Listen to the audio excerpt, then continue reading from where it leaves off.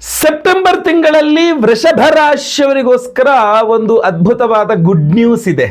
ಏನದು ಅಂತ ಹೇಳಬೇಕಾ? ಖಂಡಿತ ಹೇಳ್ತೇನೆ. ನಮಸ್ಕಾರ, ನಾನು ವಿಠಲ್ ಭಟ್ ಮಾತಾಡ್ತಾ ಇರುವಂಥದ್ದು. ಸೆಪ್ಟೆಂಬರ್ ತಿಂಗಳಲ್ಲಿ ಮಹಾಚಂದ್ರಗ್ರಹಣ ಸಂಭವಿಸ್ತಾ ಇದೆ. 2025ನೇ ಇಸ್ವಿಯ ಕೊನೆಯ ಚಂದ್ರಗ್ರಹಣ. ಈ ಗ್ರಹಣ ಭಾರತದಲ್ಲಿ ಗೋಚಾರ ಇದೆ, ಅಂದರೆ ಕಾಣಿಸ್ತಾ ಇದೆ ಭಾರತದಲ್ಲಿ. ಸೊ ಭಾರತದಲ್ಲಿ ಈ ಗ್ರಹಣ ಕಾಣಿಸ್ತಾ ಇರೋದ್ರಿಂದಾಗಿ ಆಚರಣೆ ಇದೆ, ಎಲ್ಲವೂ ಇದೆ. ಸೊ ಆದ್ರಿಂದ ಈ ಒಂದು ಗ್ರಹಣ ವೃಷಭ ರಾಶಿಯವರಿಗೆ ಶುಭ ಫಲವನ್ನು ಕೊಡ್ತಾ ಇದೆ. ಯಾವ ರೀತಿ ಎತ್ತ ಇತ್ಯಾದಿ ಎಲ್ಲ ವಿಚಾರಗಳು ತಿಳಿಸ್ತೇನೆ. ದಯವಿಟ್ಟು ವಿಡಿಯೋ ಲೈಕ್ ಮಾಡಲಿಕ್ಕೆ ಮರಿಬೇಡಿ. ವಾಟ್ಸಪ್, ಫೇಸ್ಬುಕ್, ಮೆಸೆಂಜರ್, ಟೆಲಿಗ್ರಾಮ್ ಎಲ್ಲ ಕಡೆ ಸಾಮಾಜಿಕ ಜಾಲತಾಣಗಳ ವಿಡಿಯೋನ ಶೇರ್ ಮಾಡಿ. ಪ್ರತಿಯೊಬ್ಬ ವೃಷಭ ರಾಶಿಯವರಿಗೆ ಈ ಗುಡ್ ನ್ಯೂಸ್ ಗೊತ್ತಾಗಬೇಕು. ಆದ್ರಿಂದ ದಯವಿಟ್ಟು ಶೇರ್ ಮಾಡಿ. ನೀವಿನ್ನು ಸಬ್ಸ್ಕ್ರೈಬ್ ಮಾಡ್ಕೊಂಡು ನಮ್ಮ ಚಾನಲ್ ಅಂದ್ರೆ ಕಡೆ ಸಬ್ಸ್ಕ್ರೈಬ್ ಅಂತ ಬಟನ್ ಇರುತ್ತೆ, ಸಬ್ಸ್ಕ್ರೈಬ್ ಮಾಡ್ಕೊಂಡು ಬೆಲ್ ಬಟನ್ ಒತ್ಕೊಂಡು ಆಲ್ ಅಂತ ಮಾಡ್ಲಿಕ್ಕೆ ದಯವಿಟ್ಟು ಮರಿಬೇಡಿ. ಫೇಸ್ಬುಕ್ಕಲ್ಲಿ ನೋಡ್ತಾ ಇದ್ರೆ ನಮ್ಮ ಪೇಜನ್ನು ಫಾಲೋ ಮಾಡ್ಲಿಕ್ಕೆ ದಯವಿಟ್ಟು ಮರಿಬೇಡಿ. ವೀಕ್ಷಕರೇ, ಸೆಪ್ಟೆಂಬರ್ 7ನೇ ತಾರೀಕು ಹುಣ್ಣಿಮೆ ಅವತ್ತಿನ ದಿವಸ ಚಂದ್ರಗ್ರಹಣ ಸಂಭವಿಸ್ತಾ ಇದೆ. ಕುಂಭ ರಾಶಿಯಲ್ಲಿ ಚಂದ್ರಗ್ರಹಣ ಆಗ್ತಾ ಇದೆ. ಧರ್ಮಶಾಸ್ತ್ರಗಳಲ್ಲಿ ನಿರ್ಣಯ ಸಿಂಧು ಇತ್ಯಾದಿ ಸಿಂಧುಗಳಲ್ಲಿ ಏನು ಹೇಳ್ತಾರೆ ಅಂತಂದರೆ, ನಿಮ್ಮ ರಾಶಿಯಿಂದ ಎಷ್ಟನೇ ರಾಶಿಯಲ್ಲಿ ಗ್ರಹಣ ಆದರೆ ನಿಮಗೆ ಶುಭ ಅಥವಾ ಅಶುಭ ಅಥವಾ ಮಿಶ್ರ ಫಲ ಅನ್ನುವಂಥದ್ದಿದೆ. ಸೊ ನಿಮ್ಮ ರಾಶಿಯಿಂದ 3, 6, 10, 11 ಈ ರಾಶಿಗಳಲ್ಲೇನಾದರೂ ಗ್ರಹಣವಾದರೆ ನಿಮಗೆ ಅದು ಶುಭ ಫಲ ಅಂತ ತಿಳಿಸಲಾಗುತ್ತೆ. ಸೊ ಸೆಪ್ಟೆಂಬರ್ 7ನೇ ತಾರೀಕು ಕುಂಭ ರಾಶಿಯಲ್ಲಿ ಚಂದ್ರಗ್ರಹಣ ಆಗ್ತಾ ಇದೆ ಅಂದರೆ ಕುಂಭ ರಾಶಿ ವೃಷಭ ರಾಶಿಯವರಿಗೆ 10ನೇ ಮನೆ ಆಗಿರುತ್ತೆ. ಸೊ ನಿಮ್ಮ ರಾಶಿಯಿಂದ 10ನೇ ಮನೆಯಲ್ಲಿ ಗ್ರಹಣ ಸಂಭವಿಸ್ತಾ ಇರೋದ್ರಿಂದಾಗಿ ನಿಮಗೆ ಅಂದರೆ ವೃಷಭ ರಾಶಿಯವರಿಗೆ ಈ ಒಂದು ಗ್ರಹಣ ಶುಭ ಫಲವನ್ನ ನೀಡಲಿದೆ. ಯಾವ ವಿಚಾರದಲ್ಲಿ ಒಳ್ಳೇದಾಗಲಿದೆ, ಹಂಗೆ ಆಗ್ಬಿಡುತ್ತಾ, ಏನಾದ್ರು ಪರಿಹಾರ ಮಾಡ್ಕೋಬೇಕಾ, ಎಲ್ಲ ವಿಚಾರಗಳನ್ನು ಖಂಡಿತವಾಗಿ ತಿಳಿಸ್ತೇನೆ. ಮೊದಲನೇದಾಗಿ ಈ ಗ್ರಹಣದ ಆಚರಣೆ ಖಂಡಿತವಾಗೂ ಇದೆ. ಗ್ರಹಣ ಆಚರಣೆ ಇದೆ ಅಂತಂದ್ರೆ ಅವತ್ತಿನ ದಿವಸ ಬೆಳಗ್ಗೆ 11-12 ಗಂಟೆ ಒಳಗಡೆ ನೀವು ಆ್ಯಕ್ಚುಲಿ ಆರೋಗ್ಯಪೂರ್ಣವಾಗಿರತಕ್ಕಂಥ ವ್ಯಕ್ತಿಯಾಗಿದ್ದರೆ, ನೀವು ಸದೃಢಾಗಿ ಗಟ್ಟುಮುಟ್ಟಾಗಿ ಒಳ್ಳೆ ಆಳು ಚೆನ್ನಾಗಿದ್ದರೆ ನೀವು ಅಂತ ಆದರೆ ನೀವು ಅವತ್ತು 11 ಗಂಟೆ 12 ಗಂಟೆ ಲಾಸ್ಟ್, ಅದಾದಮೇಲೆ ಊಟ ಮಾಡೋಂಗಿಲ್ಲ, ನೀವು ಯಾವುದೇ ಆಹಾರ ಸೇವನೆ ಮಾಡೋಂಗಿಲ್ಲ, ನೀರು ಕುಡಿಯೋಂಗಿಲ್ಲ ಅಂತಿದೆ. ಇಲ್ಲ ಆರೋಗ್ಯ ಬಾಧೆಗಳಿರ್ತವೆ, ಮತ್ತೊಂದು ಇನ್ನೊಂದು ಸ್ವಲ್ಪ ಜಾಸ್ತಿ ಇದೆ ಸರ್, ವಯಸ್ಸಾಯಿತು ಹಂಗೆ ಅಂತಂದರೆ 3:30-4 ಗಂಟೆ ತನಕನೂ ಅವಕಾಶವನ್ನು ಕೊಡ್ತಾರೆ. ಅದರ ನಂತರ ಮಾತ್ರ ಆಹಾರ ಸೇವನೆ ಮಾಡಬೇಡಿ ಅಂತ ಶಾಸ್ತ್ರಗಳು ಹೇಳುತ್ತದೆ. ಯಾಕೆಂದರೆ ಆ ಮೈಲಿಗೆಯ ಸಮಯ ಅನ್ನುವಂಥದ್ದು ಆರಂಭವಾಗಿಬಿಡುತ್ತೆ ಅನ್ನುವ ಕಾರಣಕ್ಕೆ. ಜೊತೆಗೆ ದರ್ಭೆಯನ್ನು ಎಲ್ಲ ಆಹಾರದಲ್ಲಿ ಹಾಕಿಡ್ತಕ್ಕಂಥದ್ದು. ಹಾಗೂ ಗ್ರಹಣದ ಆದಿ ಅಂದರೆ ಗ್ರಹಣ ಶುರುವಾಗ್ತಕ್ಕಂಥದ್ದು 7ನೇ ತಾರೀಕು ರಾತ್ರಿ 9:56 ಶುರುವಾಗುತ್ತೆ. ಆವಾಗ ಒಂದು ಸ್ನಾನ, ನಂತರ 11:30-11:45 ಮತ್ತೊಂದು ಸ್ನಾನ, ಹಾಗೂ ಬೆಳಗಿನ ಜಾವ ಅಂದರೆ 8ನೇ ತಾರೀಕು ಬೆಳಗಿನ ಜಾವ 1:27 ಇನ್ನೊಂದು ಸ್ನಾನ. 3 ಸ್ನಾನ ಮಾಡಬೇಕಾಗತ್ತೆ, 3 ಬಾರಿ. ಗ್ರಹಣ ಆದಿ, ಮಧ್ಯ, ಅಂತ್ಯ ಅಂತ 3 ಸ್ನಾನ ಮಾಡಬೇಕಾಗತ್ತೆ. ಅದೆಲ್ಲ ವಿಚಾರಗಳು ತಿಳಿಸಿದೆ ನಾನು, ಗ್ರಹಣಾಚರಣೆ ವಿಚಾರವನ್ನು ತಿಳಿಸಿದ್ದೆ ನಾನು. ವಿಡಿಯೋ ಡಿಸ್ಕ್ರಿಪ್ಷನ್ನಲ್ಲೋ ಅಥವಾ ನಮ್ಮ ಚಾನಲ್ನಲ್ಲಿ ವಿಡಿಯೋಸ್ಗಳಲ್ಲೋ ಖಂಡಿತವಾಗಿರ್ತದೆ. ದಯವಿಟ್ಟು ಆ ವಿಡಿಯೋನು ಸಹ ಖಂಡಿತವಾಗಿ ನೋಡಿ. ಹಾಗೂ ಪ್ರಧಾನವಾಗಿ ಆ ಗ್ರಹಣದ ಸಮಯದಲ್ಲಿ ನೀವು ಜಪತಪಾದಿಗಳನ್ನು ಮಾಡಿಕೊಂಡು ಶುಭವನ್ನೆಲ್ಲ ಪಡ್ಕೊಳ್ಬೇಕಾಗತ್ತೆ. ಏನೇನು ಒಳ್ಳೇದಾಗತ್ತೆ ಅಂತ ಈಗ ಮುಂದೆ ಹೇಳಿದ್ದೀನಲ್ಲ, ಅದೆಲ್ಲದು ಸ್ವಲ್ಪ ಜಪತಪಾದಿಗಳು ಮಾಡಿಕೊಂಡು ದಾನಾದಿಗಳು ಮಾಡಿಕೊಂಡು ನಿಮ್ಮ ಹೆಸರು ಸ್ವಲ್ಪ ದೇವತಾರಾಧನೆಗಳಾದರೆ ಆ ಫಲಗಳು ಸ್ವಲ್ಪ ಶೀಘ್ರವಾಗಿ ಸಿಗ್ತದೆ ಅಂತ ಗೊತ್ತಾಯ್ತಲ್ವಾ. ಓಂ ನಮಃ ಶಿವಾಯ ಪಂಚಾಕ್ಷರಿ ಜಪ ಮಾಡಬಹುದು, ಓಂ ನಮೋ ನಾರಾಯಣಾಯ ಅಷ್ಟಾಕ್ಷರಿ ಜಪ ಮಾಡಬಹುದು, ಗೊತ್ತಾಯ್ತಲ್ವಾ. ಸೊ ವಿಶೇಷವಾಗಿ ಯಾವುದು ಬೇಕಾದ್ರೂ ಜಪವನ್ನು ಮಾಡಬಹುದು. ಇಲ್ಲಾಂದ್ರೆ ಒಂದು ವಿಶೇಷವಾದ ಮಂತ್ರ ಇದೆ. ಯೋಸೌ ವಜ್ರಧರೋ ದೇವಃ ಆದಿತ್ಯಾನಾಂ ಪ್ರಭುರ್ಮತಃ ಚಂದ್ರಗ್ರಹೋಪರಾಗೋತ್ಥ ಗ್ರಹಪೀಡಾಂ ವ್ಯಪೋಹತು. ಯೋಸೌ ದಂಡಧರೋ ದೇವಃ ಯಮೋ ಮಹಿಷವಾಹನಃ ಚಂದ್ರಗ್ರಹೋಪರಾಗೋತ್ಥ ಗ್ರಹಪೀಡಾಂ ವ್ಯಪೋಹತು.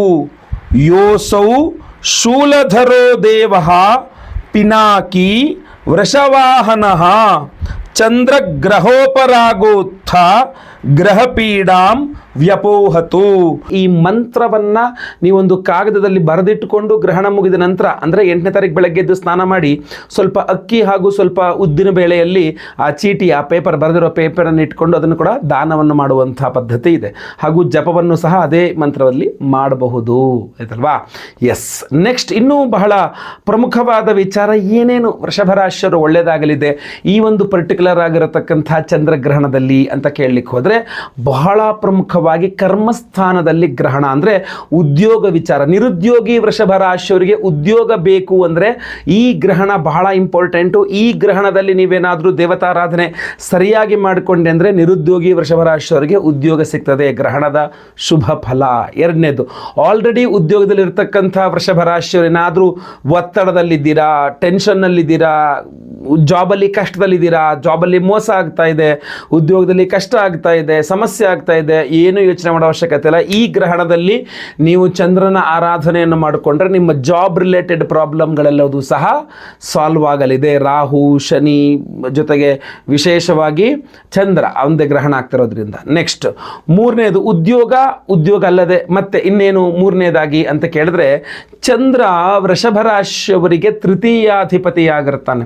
ಸೊ ಅದರಿಂದಾಗಿ ಈ ಸಹೋದರ ಸಂಬಂಧಿತ ವಿಚಾರ, ಅಂದ್ರೆ ಈಗ ಅಣ್ಣ ತಮ್ಮ, ಅಕ್ಕ ತಂಗಿ, ನಿಮ್ಮ ಹಾಗೂ ನಿಮ್ಮ ಅಕ್ಕನ ಮಧ್ಯೆ, ತಂಗಿ ಮಧ್ಯೆ, ನಿಮ್ಮ ಹಾಗೂ ನಿಮ್ಮ ತಮ್ಮನ ಮಧ್ಯೆ, ಅಣ್ಣನ ಮಧ್ಯೆ ಏನಾದರೂ ಜಗಳ ಮನಸ್ತಾಪಾದಿಗಳಿದ್ದರೆ ಅದನ್ನೆಲ್ಲ ಶಮನ ಮಾಡಿಕೊಳ್ಳೋಕೆ ಈ ಗ್ರಹಣ ತುಂಬ ಅನುಕೂಲ ಮಾಡಿಕೊಡಲಿದೆ. ಅಂದರೆ ಸಹೋದರ ಸಂಬಂಧಿತವಾದ ಜಗಳ ಮನಸ್ತಾಪಗಳು ಎಲ್ಲ ಪರಿಹಾರ ಮಾಡಿಕೊಡಲಿದೆ. ಈಗ ಪಿತ್ರಾರ್ಜಿತ ಆಸ್ತಿ ವಿಚಾರ ವ್ಯವಹಾರವಾಗಿ ಕೂತ್ಕೊಂಡು ಮಾತಾಡಬೇಕು ಅಂದ್ರೂ ಕುಂತು ಮಾತಾಡಿದ್ರೆ ಅದು ಪರಿಹಾರ ಆಗಿಬಿಡುತ್ತೆ ವೃಷಭ ರಾಶಿಯವರಿಗೆ ಅನ್ನುವಂಥದ್ದು.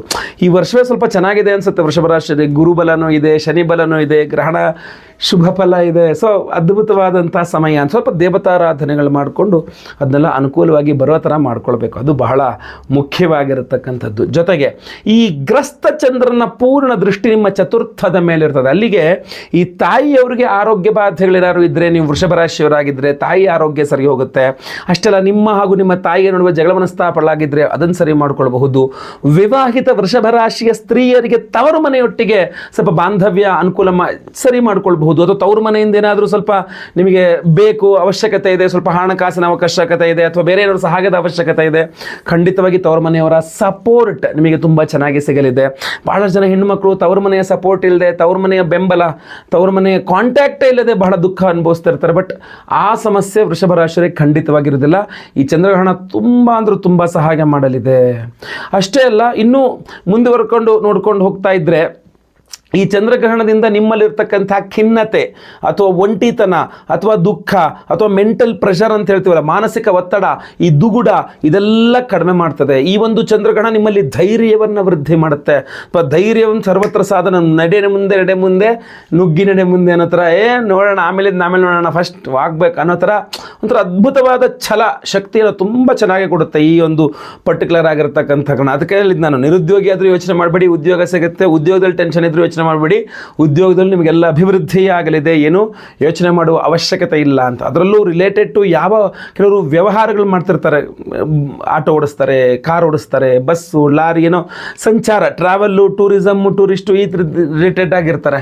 ಅಂಥವ್ರು ಕೂಡ ತುಂಬ ಅನುಕೂಲವಾಗತಕ್ಕಂಥ ಗ್ರಹಣದ ಫಲ ಆಯ್ತಲ್ವ. ಸೊ ಇದೆಲ್ಲದೂ ಸಹ ವೃಷಭ ರಾಶಿಯವರಿಗೆ ಒಂದು ಧೈರ್ಯವನ್ನು, ಸ್ಥೈರ್ಯವನ್ನು ಕೊಡ್ತಕ್ಕಂಥ ಗ್ರಹಣ.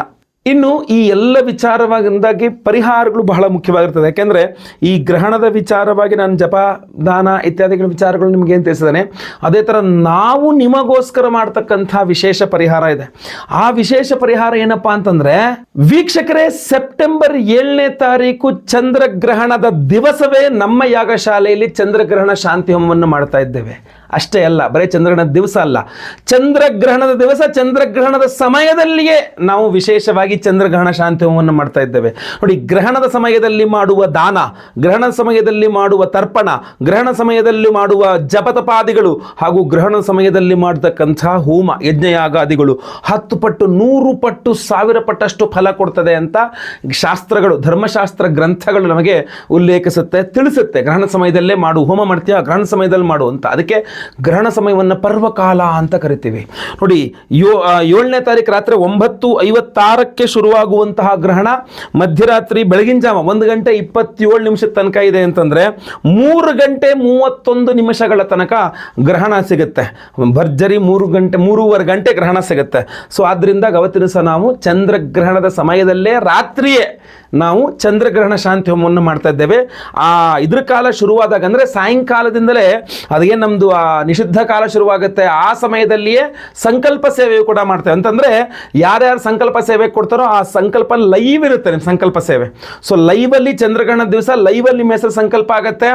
ಚಂದ್ರಗ್ರಹಣದ ಸಮಯದಲ್ಲಿಯೇ ಚಂದ್ರಗ್ರಹಣ ಶಾಂತಿ ಹೋಮವನ್ನು ಮಾಡ್ತೀವಿ. ಹಾಗೂ ವಿಶೇಷವಾಗಿ ಇದೊಂದು ಶ್ವೇತಾರ್ಕ ರತ್ನಗಳ ಬ್ರಾಸ್ಲೆಟ್ ಇದೆ. ಈ ವಿಶೇಷವಾದ ಶ್ವೇತಾರ್ಕ ರತ್ನಗಳ ಬ್ರಾಸ್ಲೆಟನ್ನು ಚಂದ್ರಗ್ರಹಣದ ದಿವಸ ಚಂದ್ರಗ್ರಹಣ ಶಾಂತಿಯಲ್ಲಿ ಚಂದ್ರನ ಉಪರತ್ನವಾದಂತಹ ಶ್ವೇತಾರ್ಕ ರತ್ನಗಳನ್ನು ಎನರ್ಜೈಸ್ ಮಾಡಿ ನಾವು ನಿಮಗೆ ಸ್ಪೀಡ್ ಪೋಸ್ಟ್ ಮೂಲಕ ಕಳಿಸ್ಕೊಡ್ತೇವೆ. ಬರೇ ಚಂದ್ರಗ್ರಹಣ ಶಾಂತಿ ಹೋಮದಲ್ಲಿ ಅಷ್ಟೇ ಇದು ಎನರ್ಜೈಸ್ ಆಗ್ತಕ್ಕಂಥದ್ದಲ್ಲ, ಇದು ಸಹ ನೀವು ಗಮನಿಸಬೇಕು. ಬಹಳ ಮುಖ್ಯವಾಗಿ ಸರ್ಪದೋಷಗಳಿದ್ರೆ ಬೇರೆ ಟೈಮಲ್ಲಿ ಸರ್ಪಶಾಂತಿ ಮಾಡೋದಕ್ಕೂ ಗ್ರಹಣ ಸಂದರ್ಭದಲ್ಲಿ ಸರ್ಪಶಾಂತಿ ಆಶ್ಲೇಷ ಬಲಿ ಮಾಡೋದಕ್ಕೂ ವ್ಯತ್ಯಾಸ ಇದೆ. ನಾವು ಗ್ರಹಣ ಸಂದರ್ಭದಲ್ಲೇ ಆಶ್ಲೇಷ ಬಲಿಯಾದಿಗಳನ್ನು ಮಾಡಿ ನಿಮಗೆ ಈ ವಿಶೇಷವಾದಂತಹ ಬ್ರಾಸ್ಲೆಟ್ ಎನರ್ಜೈಸ್ ಮಾಡಿ ಕೊಡ್ತಾ ಇದ್ದೇವೆ. ಅಷ್ಟೇ ಅಲ್ಲ, ಇನ್ನು ಬಹಳ ಮುಖ್ಯವಾಗಿ ನಿಮ್ಮ ಆರ್ಥಿಕ ಬಾಧೆಗಳು ಪರಿಹಾರವಾಗಬೇಕು ಅಂತ ಸೌಭಾಗ್ಯ ಲಕ್ಷ್ಮಿ ಹೋಮ, ಆ ಸೌಭಾಗ್ಯ ಲಕ್ಷ್ಮಿ ಮಂತ್ರ ಅಂತ ಇದೆ.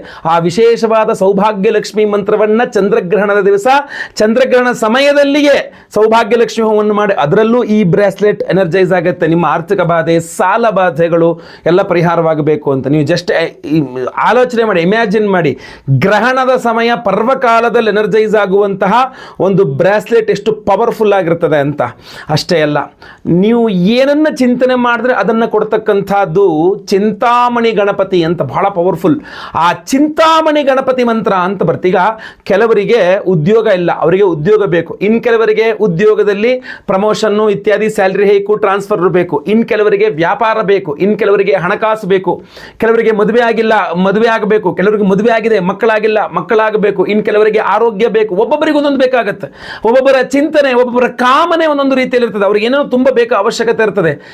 ಎಲ್ಲ ಮನುಷ್ಯರ ಎಲ್ಲ ಆ ಆಸೆಗಳ ವಿಭಿನ್ನವಾದಂಥ ಆಸೆಗಳನ್ನು ಈಡೇರಿಸುವಂಥ ಒಂದು ದೇವರು ಯಾವುದು ಅಂತಂದರೆ ಚಿಂತಾಮಣಿ ಗಣಪತಿ. ಆ ಚಿಂತಾಮಣಿ ಗಣಪತಿಯ ಮಂತ್ರದಿಂದ ಚಿಂತಾಮಣಿ ಗಣಪತಿಯನ್ನ ಚಂದ್ರಗ್ರಹಣದ ದಿವಸ ಚಂದ್ರಗ್ರಹಣ ಸಮಯದಲ್ಲಿಯೇ ಚಿಂತಾಮಣಿ ಗಣಪತಿ ಹೋಮವನ್ನು ಮಾಡಿ ಈ ವಿಶೇಷವಾದ ಬ್ರಾಸ್ಲೆಟ್ನ ಅದರ ಎನರ್ಜೈಸ್ ಮಾಡ್ತೇವೆ. ಇದನ್ನು ಧಾರಣೆ ಮಾಡಿಕೊಂಡಾಗ ನೀವು ಏನು ಚಿಂತನೆ ಅಂದರೆ ನಿಮ್ಗೆ ಏನು ಆಸೆ ಇರುತ್ತೋ ಆ ಲೈವಲ್ಲಿ ಹೋಮ ನೋಡಿಕೊಂಡು ನೀವು ಪ್ರಾರ್ಥನೆಯನ್ನು ಮಾಡ್ಕೊಳ್ಬೋದು. ನಂದು ಇಂಥದ್ದು ಪರಮಾತ್ಮ ನಂಗೆ ಈ ಕೆಲಸ ಆಗೋಂಗೆ ಮಾಡಿಕೊಡು ಅಂತ ಹೇಳಿ ಅದು ಸಾಧ್ಯ ಇದೆ. ಅದ್ರ ಜೊತೆಗೆ ಅದರ ಧಾರಣೆ ಎಲ್ಲ ಹೋಮಗಳ ಭಸ್ಮ, ನಾಗಾರಾಧನೆ, ಅರ್ಶಿನ ಪ್ರಸಾದ ನೀವು ಹಣೆಯಲ್ಲಿ ಹಚ್ಕೊಳ್ತೀರಾ, ಅದು ಕೂಡ ತುಂಬ ಅನುಕೂಲವಾಗ್ತಕ್ಕಂಥದ್ದು ನಿಮಗೆ. ಸೊ ಅದರಿಂದ ಸಂಕಲ್ಪ ಸೇವೆಗೆ ಹೆಸರು ಕೊಟ್ಕೊಳ್ಳಿ. ಗುರುದೋಷ ಪರಿಹಾರಕ್ಕೆ ಗುರು ಶಾಂತಿ, ಶನಿಪೀಠ ಪರಿಹಾರಕ್ಕೆ ಶನಿ ಶಾಂತಿ, ಸಂತಾನ ಇಲ್ಲದವರಿಗೆ ಸಂತಾನ ಆಗಬೇಕು ಅಂದರೆ ಸಂತಾನ ಗೋಪಾಲ ಕೃಷ್ಣ ಹೋಮವನ್ನು ಸಹ ಮಾಡ್ತಾ ಇದ್ದೇವೆ. ಸೊ ಎಲ್ಲ ಹೋಮಗಳು ವಿಶೇಷವಾಗಿ ಮಹಾಚಂದ್ರಗ್ರಹಣ ಶಾಂತಿ ಹೋಮ.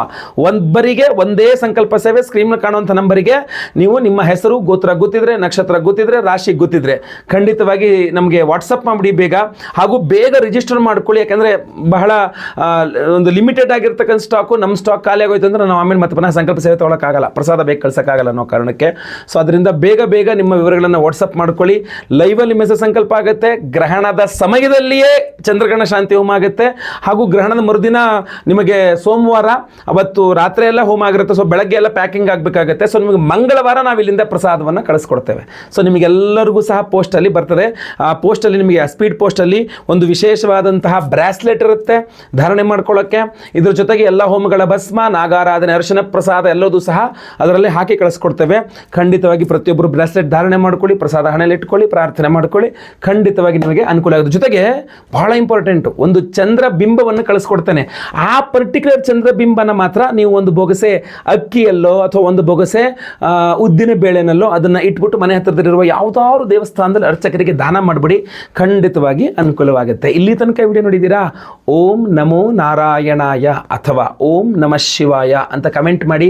ನೀವು ಇಲ್ಲಿ ತನಕ ವಿಡಿಯೋ ನೋಡಿದ್ದೀರಾ ಅಂತ ನನಗೂ ಗೊತ್ತಾಗುತ್ತೆ. ಹಾಗೂ ಗ್ರಹಣದ ರಿಲೇಟೆಡ್ ಆಗಿ ನಿಮಗೆ ಏನೇ ಪ್ರಶ್ನೆಗಳಿದ್ದರೂ ಸಹ ದಯವಿಟ್ಟು ಕಮೆಂಟ್ ಮಾಡಿ. ನಿಮ್ಮ ಪ್ರಶ್ನೆಗಳಿಗೂ ಖಂಡಿತವಾಗಿ ನಾನು ಓದ್ತೇನೆ, ಅದಕ್ಕೆ ಉತ್ತರಿಸುವ ಪ್ರಯತ್ನವನ್ನು ಖಂಡಿತವಾಗಿ ಮಾಡ್ತೇನೆ. ಒಳ್ಳೆಯದಾಗಲಿ. ವಿಡಿಯೋ ಇಷ್ಟ ಆದರೆ ದಯವಿಟ್ಟು ಲೈಕ್ ಮಾಡಲಿಕ್ಕೆ ಮರಿಬೇಡಿ. ವಾಟ್ಸಪ್, ಫೇಸ್ಬುಕ್, ಮೆಸೆಂಜರ್, ಟೆಲಿಗ್ರಾಮ್ ಎಲ್ಲ ಕಡೆ ಸಾಮಾಜಿಕ ಜಾಲತಾಣಗಳಲ್ಲಿ ವಿಡಿಯೋನ ಶೇರ್ ಮಾಡಲಿಕ್ಕೆ ಮರಿಬೇಡಿ ದಯವಿಟ್ಟು. ಇನ್ನು ಸಬ್ಸ್ಕ್ರೈಬ್ ಮಾಡ್ಕೊಂಡ್ರೆ ದಯವಿಟ್ಟು ಕಡೆ ಸಬ್ಸ್ಕ್ರೈಬ್ ಅಂತ ಬಟರಂತೆ ಸಬ್ಸ್ಕ್ರೈಬ್ ಮಾಡ್ಕೊಂಡು ಬೆಲ್ ಬಟನ್ ಹೊತ್ಕೊಂಡು ಆಲ್ ಅಂತ ಮಾಡ್ಲಿಕ್ಕೆ ದಯವಿಟ್ಟು ಮರಿಬೇಡಿ. ಮುಂದಿನ ವಿಡಿಯೋದಲ್ಲಿ ಮತ್ತೆ ಪುನಃ ಸಿಗ್ತೇನೆ. ಎಲ್ಲರಿಗೂ ಒಳ್ಳೆಯದಾಗಲಿ.